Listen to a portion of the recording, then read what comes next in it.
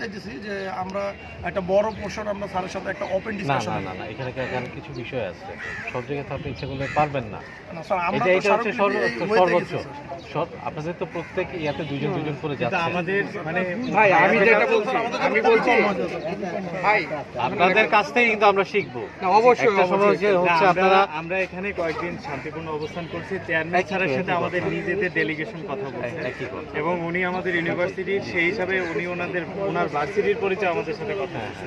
উনি বলেছেন যে আমি আপনাদের শিক্ষক, আমি এখন আপনাদের আমরা ইনস্ট্যান্ট 10 থেকে 12 জন না না আমাদের 4 থেকে 5 জন আমাদের এখানে আপনার এখানে এই জায়গায় কোনো যাওয়ারই নিয়ম নাই।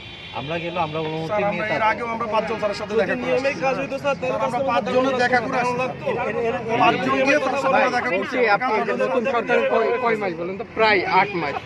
তা আগের মতোই যদি পরিবেশ থাকে, আগের কমিশনের মতো যদি আচরণ করে তাহলে তো হবে না। একটা কথাই বললাম যে আপনারা তো তো স্যার আসুক, স্যার এসে আমাদের সাথে একটু কথা বলে সময় দাঁড়ায় আসুন। ওনারা স্যার আসুক, আসতেছেন, আপনারা কে কে যাবেন? স্যার, আমরা তো বললাম স্যার, আমরা স্যার ইনস্ট্যান্ট আসুক, এখানে আসুক। 10 থেকে 15 জনের একটা মানুষ এসে আমরা 5 জন